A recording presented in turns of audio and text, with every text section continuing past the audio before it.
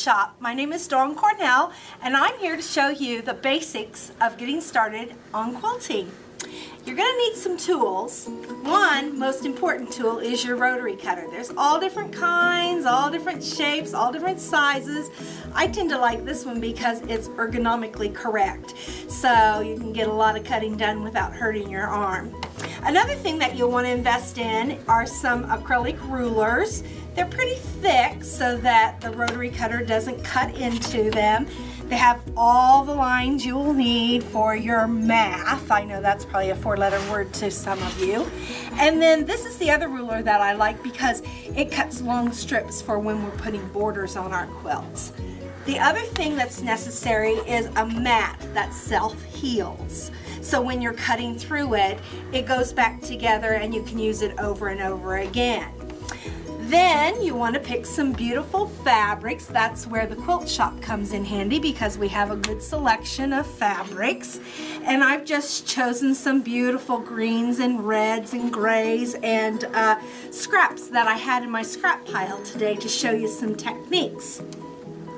To start off with, when you cut your fabric, you want to make a straight edge so that you just run the rotary cutter right along the edge of the ruler. Make sure that the fabric is nice and straight. And then let's say we'll start out with a 2.5 inch square. So we set our ruler at 2.5. And now we have a 2.5 inch square. Let's add some 2.5 inch strips. Find the 2.5 inch. How about if we mix it up a bit and do 1.5 inch strips? That sounds even more fun. So I'm going to take and set my ruler at 1.5. Cut that. Then if I'm going to go from here to here, that needs to be 2.5 because that's what I started with. So we have 2.5 there.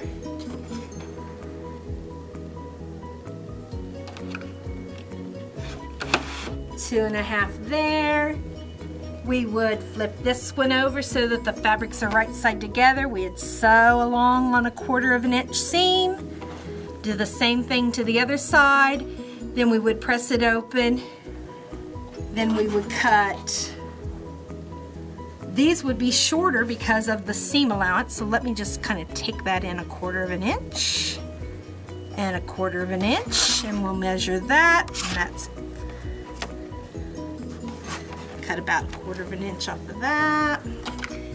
When we really quilt, we really pay more attention to the sizes. But since we're just doing a quickie video, then see how if we sewed that to the side there and we had another strip and we sewed to the other side, how we'd have a fun square inside a square.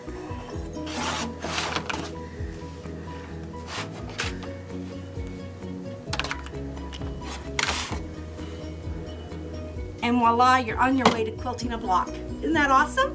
It's just that simple. Now sometimes we get a little bit more technique by doing an angle, which this is called a half square triangle, and you can see that that would add more pizzazz to the block. So up here are some blocks that we've done, and this is called the pineapple block, and it's done exactly the way I just showed you how to start this. So all the way up the top there is exactly how I started. Then I cut the edges off, and I just kept adding and cutting, and here you can see what it looks like when the edges are cut off. And then when you put the corners on, it becomes a square. That's the pineapple block. Here's more of a more sophisticated block because it uses more angles, and this is a 60-degree, again with that 4-letter word math. But if you come to the quilt shop, we make it nice and easy.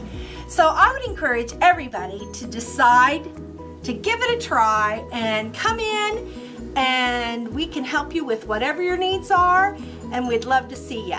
Thanks. The Quilt Shop in Anderson.